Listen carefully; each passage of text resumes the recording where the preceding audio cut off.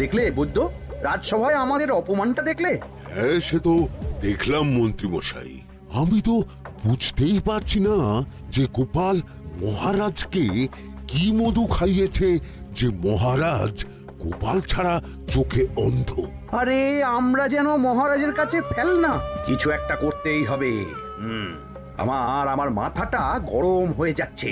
গোপালের মতন রাজসভার ময়লাকে যতক্ষণ না ফেলা যাচ্ছে ততক্ষণ আমার মাথা জ্বলন্ত কয়লা হয়েই জ্বলবে। পণ্ডিত মশাইয়ের মাথায় একটা বুদ্ধি আছে মন্ত্রী মশাই। আপনি যদি সেই অনুযায়ী উঁচির কাজ করেন তাহলে বেটা গোপালের কপালে দুর্গতির সীমা থাকবে না। এই কি বুদ্ধি, কি বুদ্ধি? আপনি বরং এই ব্যাপারে পণ্ডিত মশাইয়ের সাথে একবার আলোচনা করে নিন। আমি চলি, কেমন? আমি চলি। হ্যাঁ হ্যাঁ, এসো এসো এসো এসো।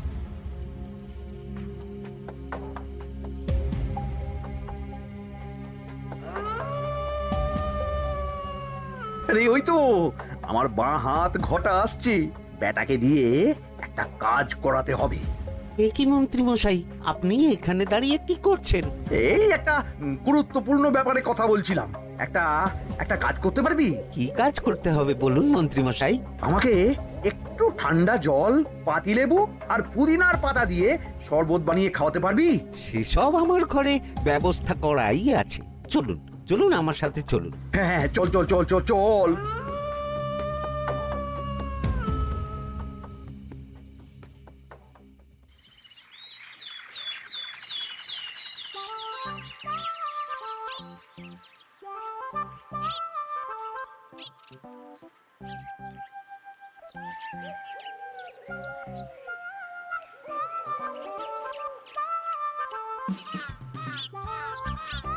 কি ব্যাপার পণ্ডিত, এত গুম মেরে আছো কেন?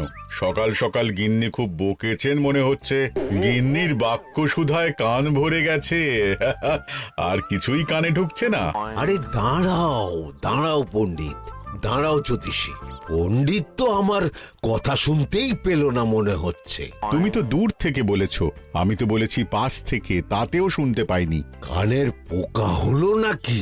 কি গো পণ্ডিত, ব্যাপার কি? কেমন বুঝছো? এ তো ভয়ানক কর্ণকোষ্ঠবদ্ধতার লক্ষণ। তুমি কচু বুঝেছো? আমার হয়েছে কর্ণগোপাল, তোমাদেরও হতো, কিন্তু তোমাদের দোকান কাটা বলে হয়নি। তুমি আমাদের অপমান করছো। তোমাদের অপমান বোধ থাকলে কোনো শব্দই কানে ঢুকতো না, শুধু একটাই শব্দ কানে বাজতো, গোপাল গোপাল গোপাল। এবারে রাজসভায় কিভাবে হেনস্থা হতে হলো মনে নেই?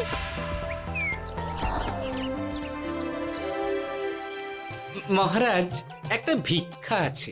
ভিক্ষার জন্য কৃষ্ণনগরের রাস্তাই সবচেয়ে উপযুক্ত জায়গা গোপাল, তুমি বরং সেখানেই যাও। মন্ত্রী, মন্ত্রী মশাই ঠিকই বলেছেন মহারাজ। যে যার নিজের জায়গা থেকে কথা বলে। কুকুর বলে ভৌ ভৌ, বেড়াল বলে মিউ মিউ, কাক বলে কা কা।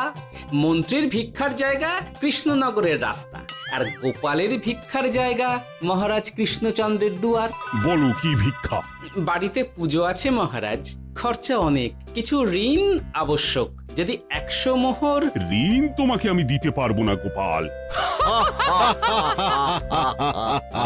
পুজো উপলক্ষে তোমাকে আমি 100 মোহর দিলাম। মহারাজ, আমিও ঠিক এই কথাটাই বলতে যাচ্ছিলাম। আমরাও তাহলে বাড়িতে পুজো করব। পুজোর জন্য আমাদের অনেক খরচ, তাই যদি... অবশ্যই অবশ্যই, কত ঋণের প্রয়োজন খাজানজির কাছ থেকে নিয়ে নিও, সুদটা আমি মাফ করে দিলাম। মহারাজ, গোপালকে দান আর আমাদের ঋণ? হ্যাঁ, কারণ তোমরা নিজেরা খাবে, কিন্তু গোপাল অন্যদের খাওয়াবে। গোপালের মতো মানুষের সঙ্গে থাকাই হলো রাজধর্ম। কিন্তু তাছাড়াও তোমরা হলে 80 যাই বেতন পাই দলের লোক। গত 1 বছরে তোমার কোন মন্ত্রণা দেশের কাজে এসেছে? পণ্ডিত কোনো নতুন তত্ত্ব শুনিয়েছে? জ্যোতিষী কোনো অমোঘ ভবিষ্যৎবাণী করেছে? আর বৈদ্য 3 বছর ধরে আমার হাঁটুর ব্যথা সারাতে পারেনি। কিন্তু গোপাল, গোপালের ভাঁড়ে হাস্যরসের কখনো অভাব হয়নি। মনে আছে? আছে। কিন্তু করার তো কিছু নেই। আছে। কিছু ভেবেছো নাকি পণ্ডিত? তোমাদের মনে আছে মহারাজ মোহর দেওয়ার পর গোপাল সেদিন বলেছিল, কি গোপাল, খুশি তো? মহারাজ, আপনি আমাকে এক মুঠো ধুলো দিলেও আমি খুশি। সেই ধুলো মুঠোই আমি সোনা মুঠো করে ফেলবো। মনে নেই আবার? একটু ঝেড়ে কাশো তো দেখি পণ্ডিত, কি ভেবেছো? যা হবে দেখতেই পাবে।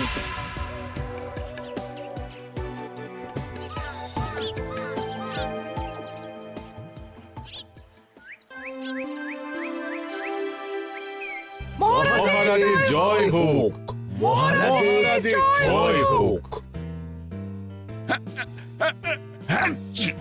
ওরে বাবা, এই যে সকাল সকাল চান করে ঠান্ডা লেগে গেল মনে হচ্ছে। মহারাজ, ওই কবি গান উপলক্ষে গত মাসটা আমি কৃষ্ণনগরের কোণে কোণে ঘুরে বেরিয়েছি। প্রজাদের মধ্যে একটা অসন্তোষ আমি লক্ষ্য করেছি মহারাজ। অসন্তোষ? আমি তো জানতাম আমার শাসনে প্রজারা সুখে আছে। সুখে তারা ভাসছে মহারাজ, কিন্তু একটাই অসুখ, তারা মহারাজের দর্শন পায় না। তারা মহারাজের পদধূলির জন্য আকুল হয়ে আছে, মহারাজের দর্শন পাওয়ার জন্য চাতকের মতো অপেক্ষা করছে। চিত্রকরকে দিয়ে চিত্র অঙ্কন করিয়ে বিলি করে দিলেই হলো।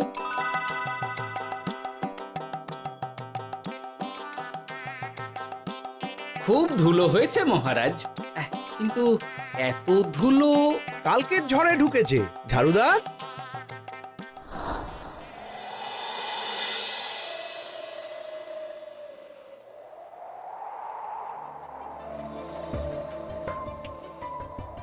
এই সুযোগ, রাজসভা ফাঁকা, এমন ঝড় যে পেয়াদারাও বাইরে নেই। কাজটা সেরে ফেল, বুঝলি? কিরে, কাজটা কর।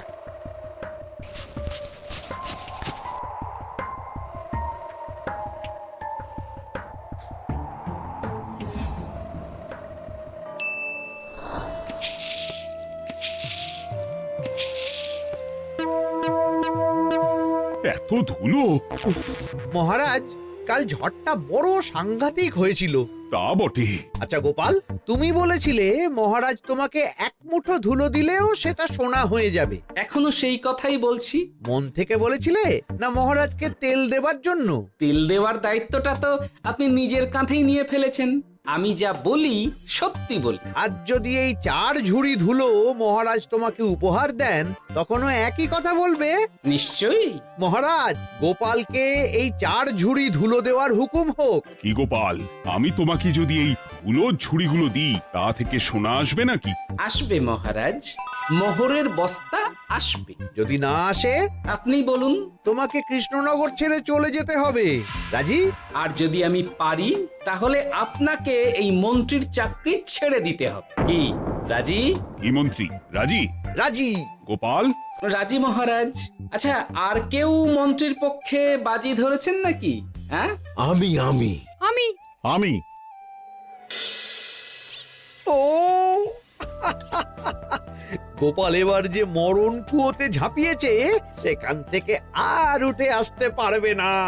কুলো থেকে মোহরের বস্তা আসবে, এ হচ্ছে গোপালের উন্মাদ রোগের শুরু।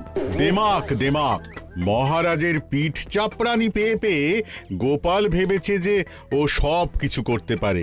এবার শুধু সেই দিনটার অপেক্ষা, যেদিন গোপালকে উল্টো গাধায় চড়িয়ে কৃষ্ণনগর থেকে বার করে দেব। এতটা নিশ্চিন্ত হবেন না মন্ত্রীমশাই। গোপাল কিন্তু হালকা কথা ছুঁড়ে দেওয়ার লোক নয়। কি বলতে চাইছো পণ্ডিত? ওই 4 ঝুড়ি ধুলো থেকে মোহরের বস্তা আসবে? না, তা বলছি না। অন্য জায়গা থেকেও তো মোহরের বস্তা আসতে পারে। তার সঙ্গে ধুলো মিলিয়ে দিলেই কেল্লাফতে। গোপালের নিশ্চয়ই কোনো পরিকল্পনা আছে। গোপালের সব পরিকল্পনার গোড়া মেরে রেখে দিয়েছি পণ্ডিত। বটা আছে গোপালের পেছনে, আর ঘটা আছে গোপালের বাড়ির পাহারা। লুকিয়ে কিচ্ছু করতে পারবে না। আরে ওই তো বটা আসছে। বেল্লিক, উল্লুক, তোকে আমি জল বিছুটি দেওয়াবো। গোপালকে ছেড়ে চলে এসেছিস কেন? ছেড়ে আসবো কেন মন্ত্রী মশাই? গোপালকে ওর বাড়ির সামনে ছেড়ে এসেছি। ওখানে তো ঘটা আছে। ও বড্ড ঘুরিয়েছে বেটা। কোথায় কোথায় গিয়েছিল গোপাল?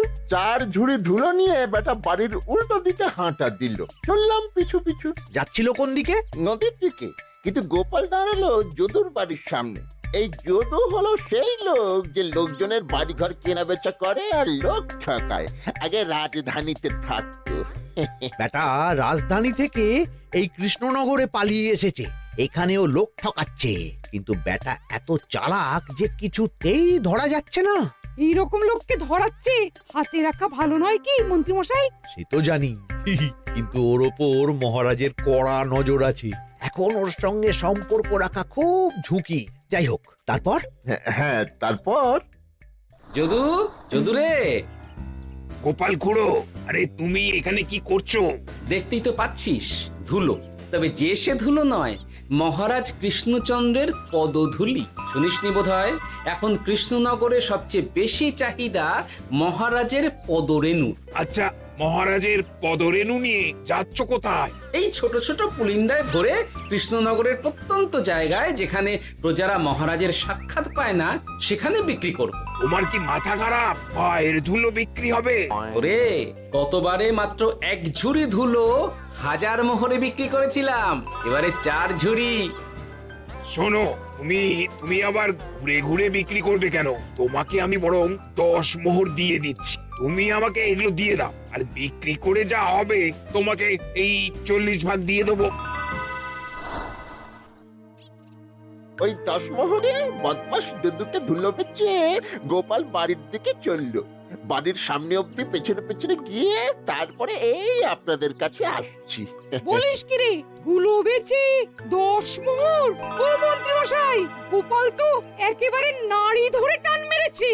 গেল রাজসভায় এমন সুখের চাকরিটি গেল। এবার আবার রাস্তার ধারে গিয়েই বসতে হবে। এবার নবাবের দরবারে জায়গা আছে কিনা খোঁজ করি গিয়ে। ধ্যাত্তেরি, 10 মোহর আর 1 বস্তা মোহরের মাঝখানে অনেক রাস্তা। সেই রাস্তায় আমি লোক বসিয়ে রাখবো। আরে আরে, ওই তো তোমার ঘটা আসছে। এই, তুই গোপালের ঘরের পাহারা ছেড়ে এলি কেন? গোপাল নেই নেই নেই নেই নেই নেই।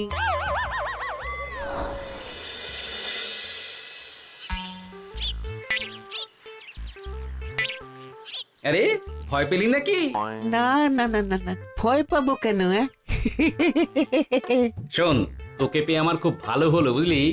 তোকে আমার একটা কাজ করতে হবে। বলো বলো। আসলে বুঝলি, আমার না গিন্নিকে নিয়ে তার বাপের বাড়ি যাওয়ার কথা ছিল, কিন্তু হঠাৎ বিশেষ কাজে আমাকে খামবাজে চলে যেতে হচ্ছে। এখন আমি গিয়ে গিন্নিকে বললে বুঝতেই পারছিস কুরুক্ষেত্র হয়ে যাবে একেবারে। তাই আমি কাউকে খুঁজছিলাম যে আমার বাইরে যাওয়ার খবরটা আমার গিন্নিকে গিয়ে দেবে। তুই পারবি বাবা ঘটা? ওরে বাবা! আরে আরে আরে, ভয় পাস না, তোকে গিয়ে মুখে কিছু বলতে হবে না। এই নে, এই চিঠিটা আমার বউকে দিবি।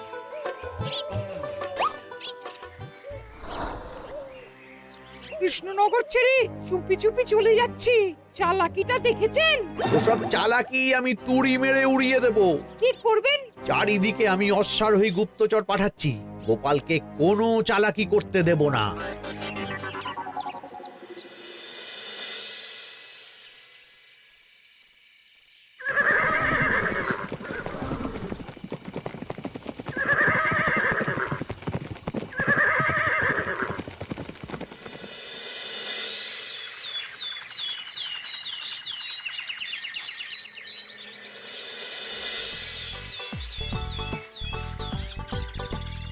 অং বং পিং পং।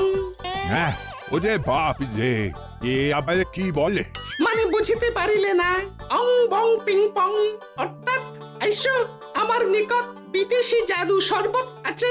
ইহাতে তৃষ্ণা নিবারিত হয়, শক্তি বৃদ্ধি হয়, ঘুম ভালো হয়, সম্পর্কের উন্নতি হয়, জামা কাপড় ফর্সা হয়, তু শব্দ না করে সকাল সকাল কষ্ট পরিষ্কার হয়। মূল্য মাত্র 1 মোহর।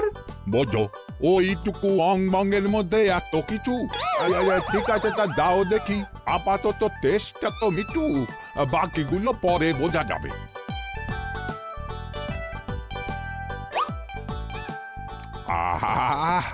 বড় ভালো খেতে তো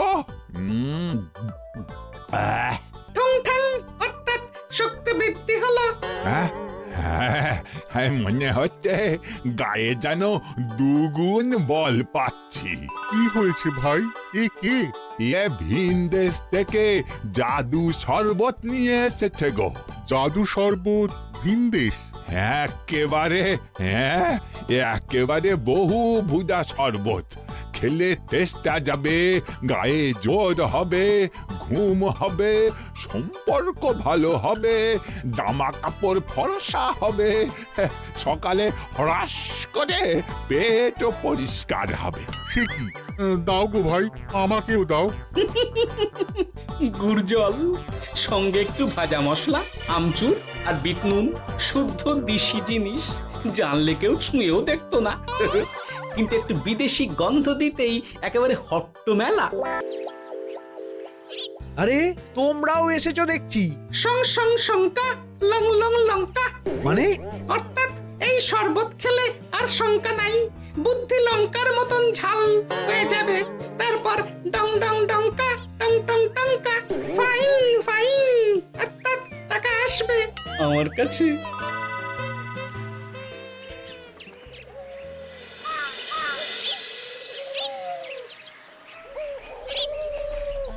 ঝপ ঝপ ঝপাং, ভট ভট ফটাং, অর্থাৎ উহাকে দৌড়িয়েছো কেন? বেটা জোচ্চোর অনেককে ঠকিয়েছে। অনেক দিন থেকে তককে তককে ছিলাম। এবার এই ধুলো নিয়ে মহারাজের পায়ের ধুলো বলে বিক্রি করছিল। একটা বেনামি চিঠিতে খবর পেয়ে বেটাকে ধরেছি। ব্যাং ব্যাং বিগ ব্যাং, অর্থাৎ বাহ বাহ বাহ বাহ। বেনামি চিঠিটা আমি দিয়েছিলাম বাবু। বাবা যদু, তুমি সেই রাজধানী থেকে কৃষ্ণনগর অবধি মানুষকে অনেক খোল খাইয়েছো। তুমি এতদিন ঘুঘু দেখে এসেছিলে বাবা, এবার গোপাল নামক ফাঁদটা দেখলে। কতবার বলবো এইসব ধুলো আমি গোপালের কাছ থেকে কিনেছি। যা বলার ওই বিচারের সময় মহারাজকে বলবি। চল চল চল চল চল।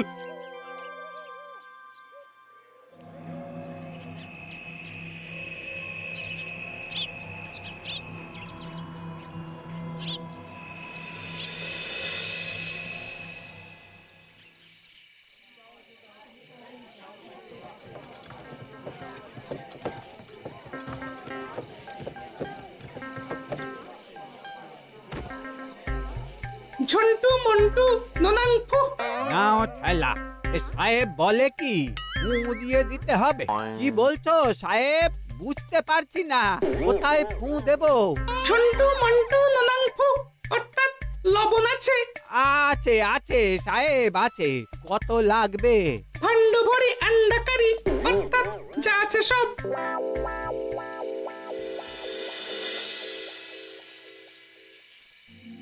ব্যাস, মোটামুটি আশেপাশে সব দোকানের নুন এখন আমার জিম্মায়। এবার আসল মজা শুরু হবে।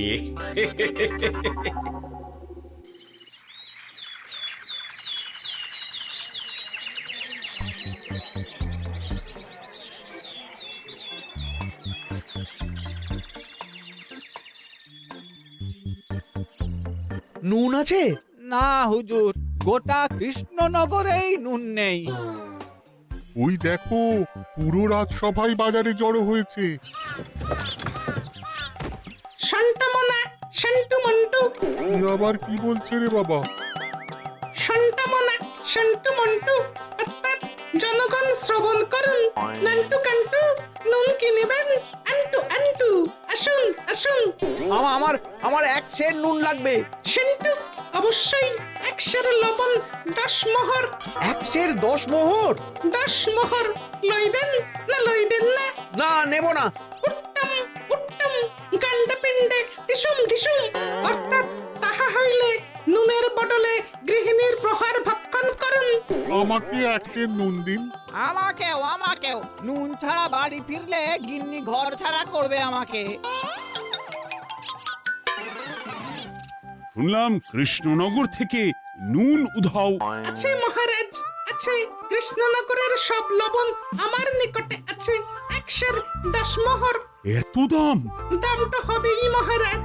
লবণ ছাড়া রান্না কেমন হবে ভাবিয়া দেখুন। ঠিকই বলেছ। রাজপাকশালেও তো রান্না বসেনি। 100 সেরের মতন রাজপ্রাসাদে পাঠিয়ে দাও।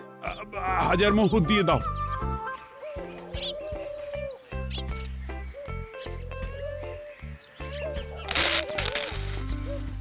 ব্যাস 1 বস্তা মোহর হয়ে গেছে। গোপাল, হ্যাঁ মহারাজ, গোপাল যে 4 ঝুড়ি ধুলো থেকে 1 বস্তা মোহর রোজগার করেছে। ইয়া বাত! চলো রাজসভায়, পুরো গল্পটা শুনতে হবে। সকলেই এসো তাহলে রাজসভায়। কিন্তু মহারাজ, যারা বাজি হারলো তাদের তো চাকরি গেছে, তো তারা রাজসভায় যাবে কি করে? ঠিক ঠিক ঠিক বলেছ। আর যারা বাজি হারলো তারা বাদ, বাকিরা চলো। এই সেরেছে, গোপাল তো আবার বাজি মেরে দিল। ও মহারাজ, আমাদের দেখুন। ও মহারাজ, আমাদের দেখুন। ও মহারাজ।